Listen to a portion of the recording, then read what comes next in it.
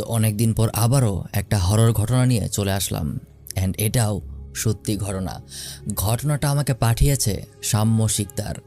সাম্য ঘটনাটা আমাকে অনেক অনেক আগে পাঠিয়েছে, অলমোস্ট প্রায় 1.5 মাস আগে। তো যদি সাম্য এই ভিডিওটা তুমি দেখে থাকো, আমি শুরুতেই তোমার কাছে সরি, আমার আসলে অনেক সময় লেগে গেল তোমার জন্য এই ভিডিওটা মেক করতে। অ্যান্ড বেশি দেরি না করে সরাসরি ঘটনাটায় চলে যাই। কেন দেরি হয়েছে সেটা না হয় পরে বলবো।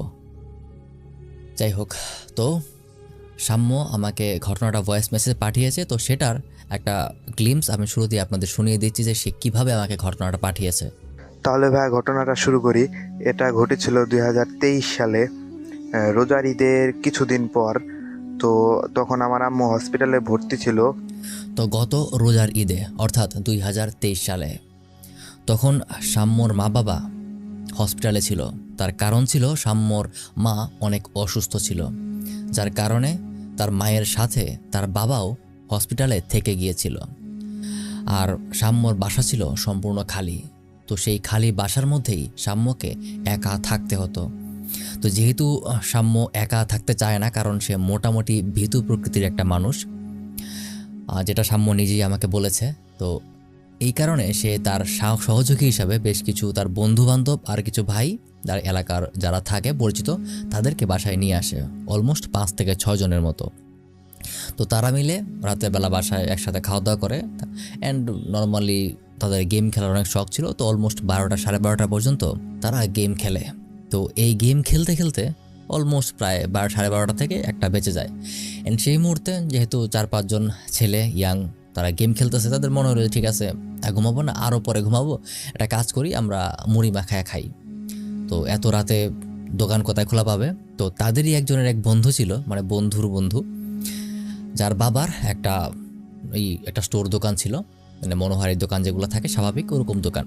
তো ওই দোকানে তার বন্ধুকে ফোন দেয় যে তোর বাবার দোকান কি খোলা আছে, আমাদের তো এই আইটেম দরকার, আমরা মুড়ি মাখানোর প্ল্যান করতেছি, আমরা মুড়ি আনবো। তো বলে আচ্ছা ঠিক আছে আয়, সমস্যা নেই, ব্যবস্থা করে দিতেছি। তো তারা বের হয় মুড়ি আইটেম আনার জন্য, অনেক পেঁয়াজ, কাঁচামরিচ, মুড়ি প্যাকেট, যা যা লাগে। আপনারা সবাই মুড়ি খাওয়ার অভ্যাস প্রত্যেকেরই আছে, আইনো, তো জানেন যে কী কী লাগতে পারে। তো যাওয়ার পথে তাদের একটা ব্রিজের উপর দিয়ে যেতে হয়। আর এই ব্রিজটার একটা হিস্ট্রি আছে। এই ব্রিজের মাঝেই একটা এসএসসি পরীক্ষার্থী মেয়ে তার কিছু বছর আগেই গলায় দড়ি দিয়ে আত্মহত্যা করেছিল। ব্রিজে ওঠা মাত্রই সাম্য আর তার বন্ধুরা এটা নিয়ে হাসি তামাশা করতে শুরু করে।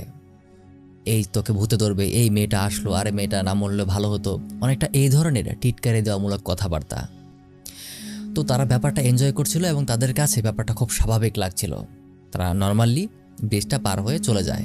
কিন্তু ব্রিজের মাঝামাঝি পর্যায়ে যখন তারা আসে, তখন ব্রিজের মাঝে তারা একটা ঝাঁকি অনুভব করে। কিন্তু তারা তেমনটা গুরুত্ব দেয় না, কারণ 4-5 জন ইয়াং ছেলেবেলে হাসি তামাশা করতে করতে যাচ্ছে, কারোরই কাছেই ব্যাপারটা অন্যরকম লাগে না। তারা সেই দিনের মতো ওই বন্ধুর দোকানে যায়, সেখানে মুড়ির আইটেম নিয়ে আবার বাসায় ফিরে আসে। তো এরপর দিন ঠিক আবারও একই ঘটনা। রাতের বেলা গেম খেলতে খেলতে অনেক সময় হয়ে যায়, 12:30 1টা বেজে যায়। অ্যান্ড সাম্য আর তার বন্ধুদের মনে হয় আজকে রাতেও তারা মুড়ি পার্টির আয়োজন করবে। ঠিক আগের দিনের মতো এবারও তারা তার বন্ধুকে কল দেয় অ্যান্ড তারা মুড়ির আইটেম আনার জন্য এই দোকানে যায়। কিন্তু আজকের ঘটনাটা একটু ডিফারেন্ট ছিল। আজকে ব্রিজে ওঠার সময় তারা কোনো ঝাঁকি অনুভব করেনি। ব্রিজে উঠে নর্মালি যায়, কিন্তু আসার সময় যখন ব্রিজের মাঝামাঝি জায়গায় তারা পৌঁছায়, এবার তারা একটা ব্যাপক ঝাঁকি অনুভব করে, একটা চিৎকার শুনতে পায়। অ্যান্ড এটা শুনেই আর এবার তাদের প্রত্যেকেই অনেক ভয় পেয়ে যায়, কারণ এটা তারা কেউ আশা করেনি। এই ঝাঁকিটা আর চিৎকারটা এত ভয়াবহ আর এত জোরে ছিল যে কেউই সেটাকে আর স্বাভাবিকভাবে নিতে পারেনি। প্রত্যেকেই সেখান থেকে দৌড়ে পালিয়ে যায়, কারণ প্রত্যেকের মাথায় এটা অলরেডি ছিল যে এই ব্রিজে একটা আত্মহত্যার ঘটনা আছে, যেটা নিয়ে তারা গতকালই অনেক হাসি তামাশা করেছে। সবাই দৌড়ে পালিয়ে গেলেও সাম্য দৌড়ে পালাতে পারে না। তার ভাষ্য অনুযায়ী কেউ একজন তার ডান পায়ে শক্ত করে ধরে রাখে। সে যখন দৌড়াতে যায় সে দৌড়াতে পারে না, সাথে সাথে সে হোঁচট খেয়ে ব্রিজের মধ্যে পড়ে যায়।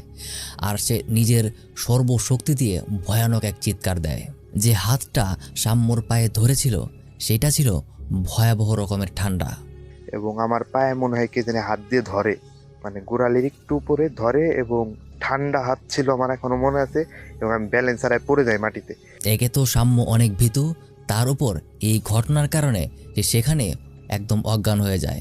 একটু পর তার বন্ধুরা আবার তাকে নিতে ফেরত আসে। সেই ব্রিজে এসে তাকে কোলে করে নিয়ে প্রথমে তারা বাড়িতে যায়। যখন সাম্য একটু স্বাভাবিক হয় তারপরেই তারা এলাকার ইমামের কাছে যায়। ইমামের কাছে গিয়ে তারা পুরো ঘটনাটা খুলে বলে, কিন্তু ইমাম তাদের ঘটনা শুনে খুব একটা গুরুত্ব দেয় না, বলে বাচ্চা মানুষ, হয়তো তোমরা ভয় পেয়েছো, কারণ এসব কথাবার্তা তোমরা বলো, এটা খুব স্বাভাবিক একটা ঘটনা। এক কথায় ইমাম তাদের কথা বিশ্বাস করে না, তবুও তাকে একটু ফুটো দিয়ে চলে যায়। অ্যান্ড পরদিন যখন সাম্যর বাবা ফিরে আসে, সাম্যর প্রচণ্ড পরিমাণ অসুস্থ হয়ে যায়। প্রায় 3-4 দিনের মতো সাম্য অসুস্থই থাকে। যখন ঘটনাটা তার বাবার সাথে সে শেয়ার করে, তখন এক হুজুরকে ডেকে আনা হয়। হুজুরের কাছে সমস্ত ঘটনা শেয়ার করার পরে হুজুর তাকে কিছু পানি পড়া আর একটা তাবিজ দেয়, দোয়া পরে তাকে ফু দিয়ে চলে যায়। এরপর সে আস্তে আস্তে সুস্থ হয়ে ওঠে। তো এই ঘটনাটাই সাম্যর সাথে ঘটেছে, যেটা সে আমার সাথে ইনস্টাগ্রামে শেয়ার করেছে। এই ধরনের কোনো ঘটনা বা কোনো অভিজ্ঞতা আপনার থেকে থাকলে আপনিও আমার সাথে ইনস্টাগ্রামে শেয়ার করতে পারেন। আমার ইনস্টাগ্রাম আইডি @মারুফ হায়াত। যাই হোক, সবার শেষে সাম্য একটা কথা বলেছে, সেই কথাটা আপনাদেরকে আমি একটু শোনাই। এবং ভাইয়া, সব থেকে অবাক করা যে বিষয়টা, আমি যে সেদিন চিৎকারটা দিছিলাম, অনেক জোরে একটা চিৎকার দিছিলাম, আশেপাশের বাড়িতে শোনা যাওয়ার কথা, শুনতে পাওয়ার কথাই, অনেক জোরে চিৎকার দিছিলাম, আমার ভাইরাও বলছে, কিন্তু কেউ নাকি ওই চিৎকারটা সেদিন শোনেই নাই, এবং কোনো হয় নাই কারো, জেনে যে আমি চিৎকার দিছি কেউ শোনে নাই। এটা হলো সব থেকে আজব ব্যাপার। আর আমি সবাইকে একটা কথা বলবো, যে কখনো কোনো মৃত মানুষ হোক নাকি আত্মহত্যা করে মরছে, কখনো ওই যে ভূতে ধরবে বা আমাকে ঘাড়ে ধরবে হ্যান ত্যান, এসব নিয়ে মজা করা উচিত না। এরকম মজা করা একদম উচিত না। আমাদের প্রথম ভুলটা ছিল এটাই, আমরা ওই যে সেদিন মজা করছিলাম।